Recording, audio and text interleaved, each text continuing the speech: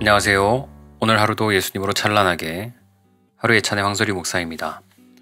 오늘도 새날을 주신 주님께 감사드리며 우리 함께 말씀 앞에 서도록 하겠습니다. 오늘은 요한계시록 15장 1절로 8절까지 말씀을 함께 나누도록 하겠습니다. 요한계시록 15장은 성경 전체에서 가장 강렬한 대비가 등장하는 장입니다. 한쪽에서는 하나님의 마지막 진노가 쏟아지고 다른 한쪽에서는 하나님의 긍휼 속에 서 있는 성도들이 찬양합니다. 우리는 똑같은 시대를 살아가면서도 전혀 다른 영역 중에 하나에 속합니다. 하나는 진노 아래 있고 다른 하나는 긍휼 아래 있습니다.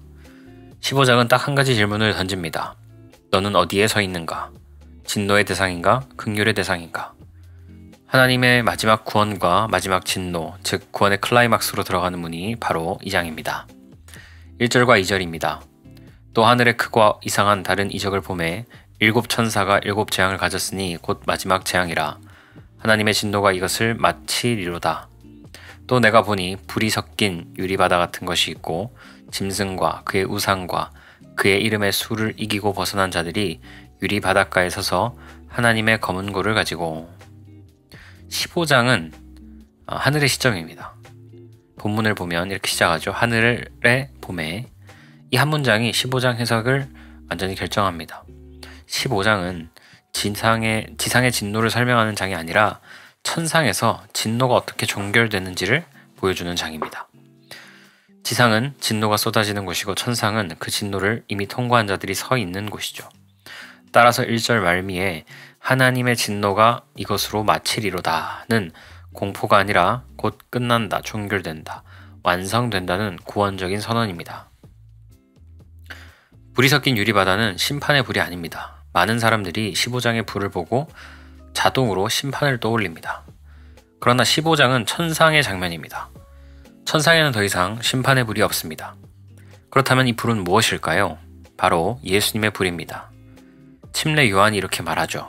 그분은 성령과 불로 너희에게 침례를 주시리라. 예수님의 불은 심판의 불이 아니라 속죄와 정결의 불입니다. 따라서 불이 섞인 유리바다는 예수님의 피로 완전히 씻김을 받은 상태, 모든 죄가 불에 사라지고 남은 순전한 영혼의 상태, 흠과 티가 없는 완전한 정결을 상징합니다. 유리는 투명하죠. 그래서 유리바다는 이렇게 말합니다. 더 이상 숨길 죄도 없고 감출 흠도 없다. 지상에서는 누구든지 약점이 있고 상처가 있고 죄악이 있고 고집이 있고 가식과 위선이 있습니다. 천상에 올라간 자는 예수님의 피와 불로 완전히 정결해져서 마음이 완전해지고 의로워지고 투명해지고 혼탁함 없이 밝아집니다. 이것이 바로 유리바다입니다. 짐승과 우상과 이름의 수를 이기고 벗어난 자들은 누굴까요? 유리바닷가에 서 있는 자들은 누굽니까? 스스로 이긴 자가 아니라 예수님이 대신 싸워 이기게 하신 자들입니다. 이들이 유리바다에 설 수 있는 이유는 단 한 가지입니다. 예수님이 그들의 모든 죄를 불로 태워 없애셨기 때문입니다. 성경에서 검은 거, 하프는 항상 다음을 의미합니다. 승리, 기쁨, 새로운 노래, 구원의 확신. 성도들이 검은 고를 손에 쥐고 있는 이유는 단 하나죠. 그들은 이미 진노를 통과했고 더 이상 심판을 받지 않는 자들입니다. 진노는 땅에 쏟아지지만 유리바다의 선 자들은 이미 하나님의 긍휼로 덮여 있습니다. 3절과 4절입니다. 하나님의 종 모세의 노래, 어린 양의 노래를 불러 이르되 주 하나님 곧 전능하신 이여 하시는 일이 크고 놀라우시도다.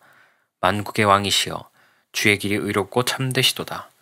주여 누가 주의 이름을 두려워하지 아니하며 영어롭게 하지 아니하오리까. 오직 주만 거룩하시니이다. 주의 의로우신 일이 나타났음에 만국이 와서 주께 경배하리이다 하더라. 모세의 노래는 구원의 승리를 경험한 자의 노래입니다.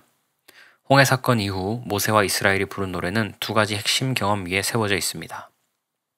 첫째, 도저히 이길 수 없는 적 위에 내려진 하나님의 심판입니다. 이스라엘은 변변한 무기도 군사력도 없었습니다. 반대로 이집트는 고대 최강국이었고 이스라엘의 눈에 절대 넘을 수 없는 산이었습니다. 이스라엘은 정말 절망적이었습니다.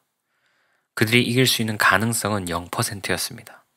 그러나 하나님은 이스라엘이 상상할 수도 없는 방식으로 홍해를 닫아 절대 권력이었던 이집트를 수장시킵니다. 따라서 모세의 노래는 이길 수 없는 자를 이기게 하시는 하나님의 전능을 찬양하는 노래였습니다.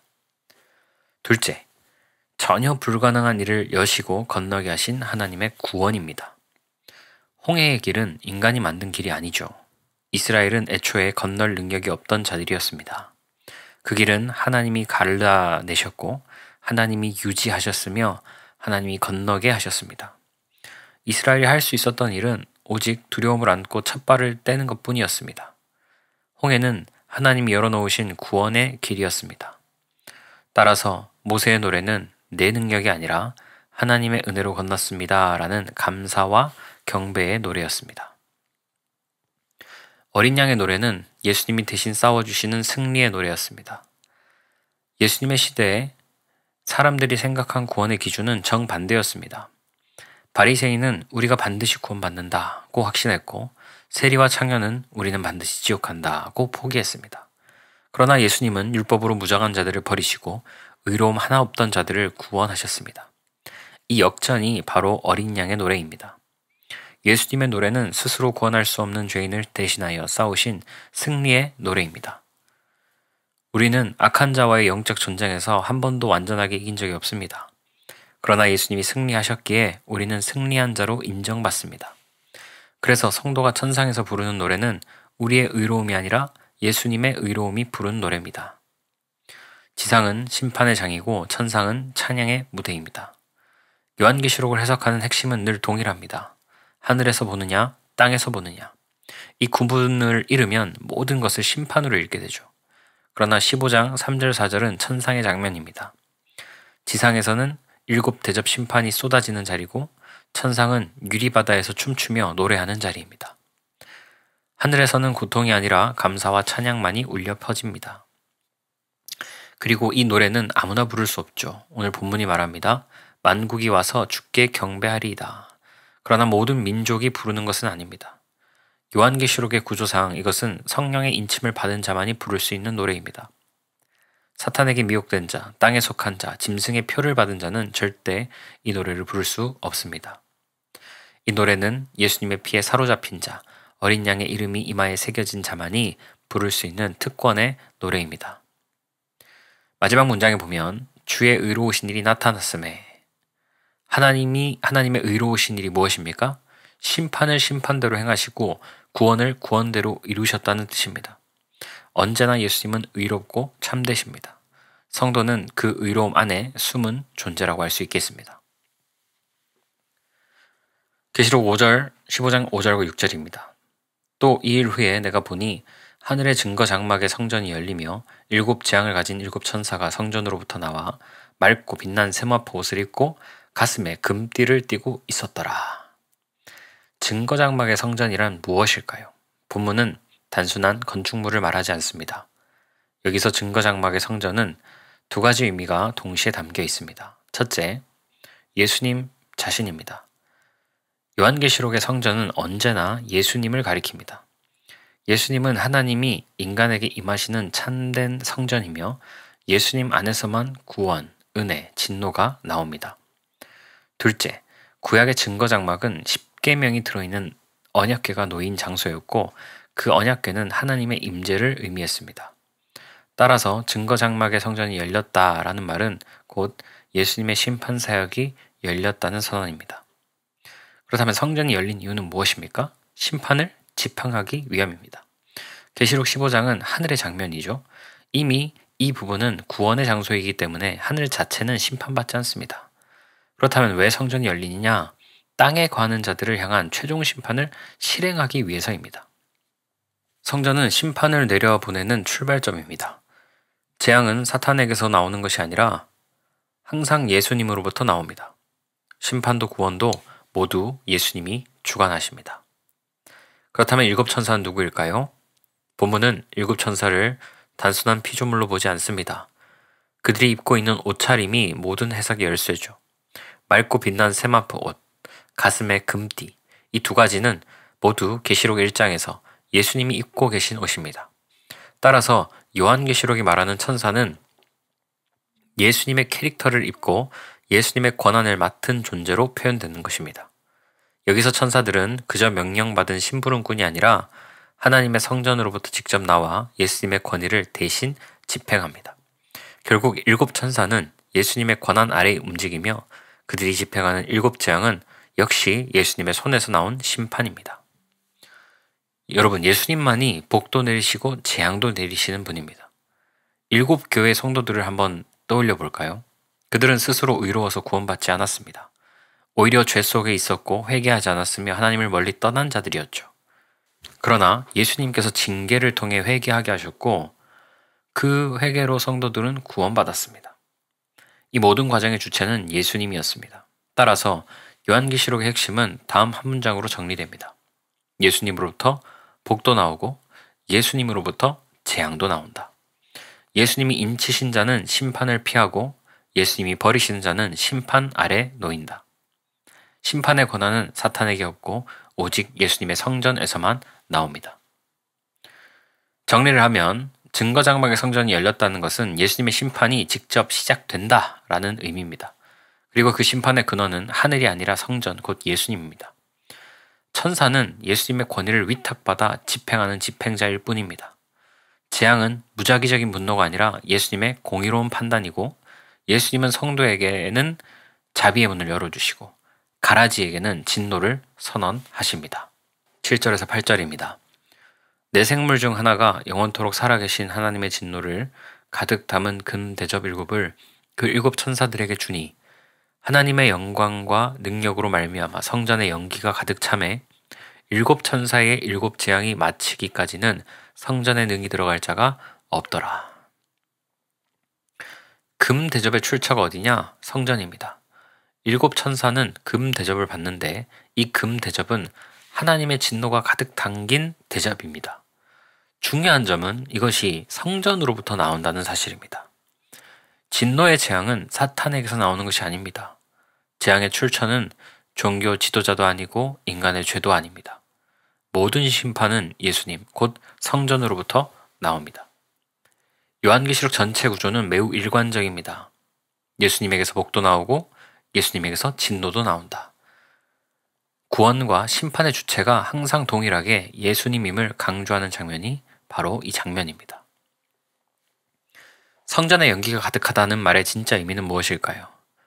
많은 해석은 연기를 하나님의 임재, 하나님의 거룩, 하나님의 진노 정도로 좁게 봅니다. 그러나 본문은 천상의 장면이죠. 천상에서는 더 이상 성도에 대한 심판이 없습니다. 그렇다면 이 연기는 무엇을 의미하는가? 연기는 계시의 차단, 계시가 닫히는 것을 상징합니다. 여러분, 연기란 무엇입니까? 연기는 시야를 완전히 가리죠. 연기가 가득하면 아무것도 보이지 않습니다. 방향도 알 수 없고 출구도 찾을 수 없습니다. 바로 이 상태가 버림받은 자의 영적 상태를 표현하는 것입니다. 예수님은 선택받지 않은 자들에게 자신의 계시를 철저하게 감추십니다. 성전의 연기가 가득하다는 말은 예수님의 계시가 가려져 있기 때문에 악한 자는 끝까지 하나님을 볼 수 없다는 뜻입니다. 그들의 영혼은 이미 사탄에게 붙잡혀 있고 예수님은 그들을 다시 부르지 않으십니다. 왜 그들은 성전에 들어갈 수 없을까요? 본문은 이렇게 말합니다. 7 재앙이 마치기까지 성전에 능히 들어갈 자가 없더라. 여기서 말하는 들어갈 자가 없다라는 말은 일시적인 출입 통제가 아닙니다. 구원의 문이 영원히 닫힌 것입니다. 성도는 이미 성전 안에 있고 그러나 악한 자들은 성전의 연기 때문에 처음부터 끝까지 들어갈 자격이 없습니다. 그들은 회개할 능력도 없고 기회도 없고 은혜도 없습니다. 본문은 구원의 길이 끝났다는 것을 말합니다. 구원의 문은 성도에게만 열리고 악한 자에게는 영원히 닫혀 있습니다. 그리고 이 연기의 시점을 한번 봐야 됩니다. 언제까지? 7 재앙이 끝날 때까지입니다. 이 말은 다음을 의미합니다. 첫째, 악인은 살아있는 동안에도 예수님을 볼 수 없습니다. 예수님의 계시는 성도에게만 열립니다. 악인은 죽는 순간 예리한 낫으로 잘려나갑니다. 세 번째, 악인은 죽은 뒤에도 영원히 성전 밖에 머뭅니다. 성전 안에는 들어갈 수 있는 통로가 없습니다. 이것은 단순한 묵상의 장면이 아니라 영원한 운명을 선언하는 장면입니다. 정리를 하면 연기는 은혜의 차단, 계시의 차단을 의미하고 예수님은 선택받지 않는 자들에게는 자신을 철저히 가리십니다. 성전에 들어갈 수 없다는 것은 구원이 없다는 겁니다. 천국은 오직 성령의 인침을 받은 자만 들어갈 수 있습니다. 그리고 그 심판의 출처는 성전으로부터 나오죠. 예수님으로부터 나옵니다. 7 재앙은 사탄의 창작물이 아니라 예수님의 공의로운 심판입니다. 성도는 이미 성전 안에서 영원한 평안을 누립니다. 반대로 악한 자는 살아도 죽어도 영원히 성전 밖에 있습니다. 예수님께 붙들린 자는 성전 안에서 영원히 보호받고 예수님께 버림받은 자는 영원히 성전 밖에 머뭅니다. 성도에게 이 말씀은 두려움의 말씀이 아니라 확고한 위로입니다. 땅에서는 싸우지만 하늘에서는 이미 승리가 완성되어 있고 성도의 자리는 이미 유리바다 위에 변함없이 준비되어 있기 때문입니다. 기도하겠습니다. 주님 감사합니다. 15장을 통해서 예수님께 붙들린 자는 영원히 성전 안에 있고 보호받고 예수님께 버림받은 자는 영원히 성전 밖에 머물러야 된다는 사실을 알려주시니 감사합니다.